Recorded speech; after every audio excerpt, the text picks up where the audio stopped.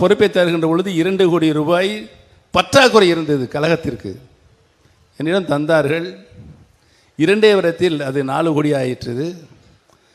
ஒரு நாள் என்னை மாண்புமிகு அம்மா அழைத்து, பன்னீர்செல்வம், எனக்கு கொஞ்சம் நிதி சுமை இருக்கிறது, நிதி பற்றாக்குறை இருக்கிறது, தனிப்பட்ட முறையில் வழக்குகள் எல்லாம் என் மேல் போட்டு இருக்கிறார்கள். நான் அவர்களுக்கெல்லாம் வங்கிகள் மூலமாக பணத்தை தர வேண்டும் என்று 2 கோடி ரூபாய் நம்முடைய கழக நிதியை எனக்கு தாருங்கள் அம்மா கேட்குறாங்க. உண்மையிலே கண்ணீர் விட வேண்டிய நிகழ்ச்சி அது. நான் உடனே ஒரு இடத்தில் திருப்பி தந்து விடுகிறேன் என்னிடம் கேட்டு உடனே நான் தந்து என்னிடம் ஒரே மாதத்தில் அந்த 2 கோடி ரூபாய் மாண்புமிகு அம்மார்கள் தந்தார்கள். இதுதான் வரலாறு. இன்றைக்கு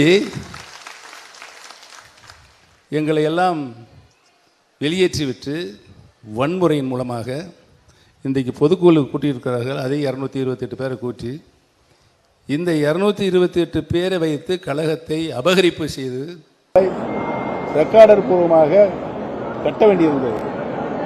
புரிஞ்சுக்கிட்டீங்களா? அதை கேட்டார்கள். கட்சி பணியிலிருந்து திரும்ப வச்சுக்குவோம், நான் 1 வருடத்தில் அதை திருப்பி கொடுத்து விடுவேன் என்று சொன்னார்கள். நான் காசோலையமாக கொடுத்ததும் அதற்கு அடுத்து நடைபெற்ற பொதுக்குழுவில் நான் வாசித்திருக்கிறேன். பொருளாளர் என்ற முறையில் அந்த வரவு செலவு வரும்போது மாண்புமிகு அம்மாவுக்கு 2 கோடி ரூபாய் காசோலையமாக தந்ததை வாசித்திருக்கிறேன். மீண்டும் மாண்புமிகு அம்மாவில் பொதுக்குழு முடிஞ்ச பிறகு கொடுத்துட்டாங்க, செக்காக கொடுத்து வச்சு அது வரவாயிருச்சு அக்கௌண்ட்டில். அதுக்கு அடுத்து நடந்த பொதுக்குழுவிலையும் நான் வாசித்திருக்கேன். பொருளாளர் என்ற முறையில் வரவு செலவு நான் வாசிக்கல. அப்போ அந்த அநியாயமாக நடந்த பொதுக்குழு அப்போது என்னை வாசிக்க விடலை. அதுக்குள்ளே கூட்டத்தை முடிச்சுட்டாங்க அவங்களாம். அந்த பொதுக்குழுவையும் நான் கொடுத்தது கட்சியிலிருந்து கொடுத்ததையும் நான் பொதுக்குழுவை வாசித்திருக்கிறேன். திரும்பவும் அம்மா அவர்கள் திருப்பி செலுத்தியதையும் நான் பொதுக்குழுவை வாசித்திருக்கேன். இவ்வளவு பத்திரிகை தொலைக்காட்சி நண்பர்கள் அனைவருக்கும் தெரியும். இப்ப போட்டிருங்க, இதனாலும் சரியா?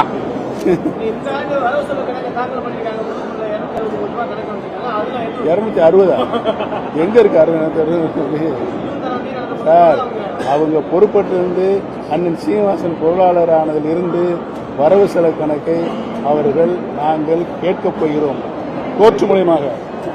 அதற்கு அவங்க தக்க பதில் சொல்லி ஆக வேண்டும்.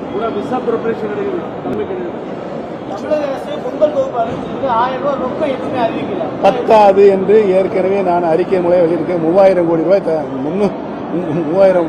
3000 ரூபாய் தர வேண்டும் என்று அறிக்கை விட்டேன். அவங்களுக்கும் கேட்கணும். நிறைவே இல்லை, அது மக்களுக்கு நிறைவாகவே இல்லை. அம்மா இருக்கும்போது என்னென்ன கொடுத்தாங்க இங்கே பார்த்துக்கிட்டு தான் இருந்துச்சு. மக்கள் மனமகிழ்ச்சியோடு வாங்கிட்டு போனாங்க. பொங்கலை இனிப்பாக கொண்டாடுறாங்க.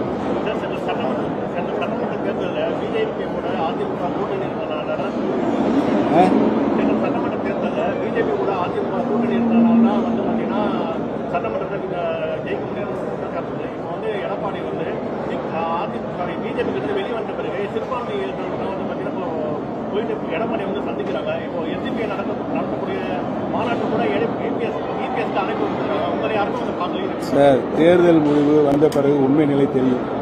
உறுதியாக இது நாடாளுமன்றத்துக்கான தேர்தல். மாண்புமிகு பாரத பிரதமர்களை தேர்வு செய்யக்கூடிய தேர்தல். அந்த தேர்தலில் பாரதிய ஜனதா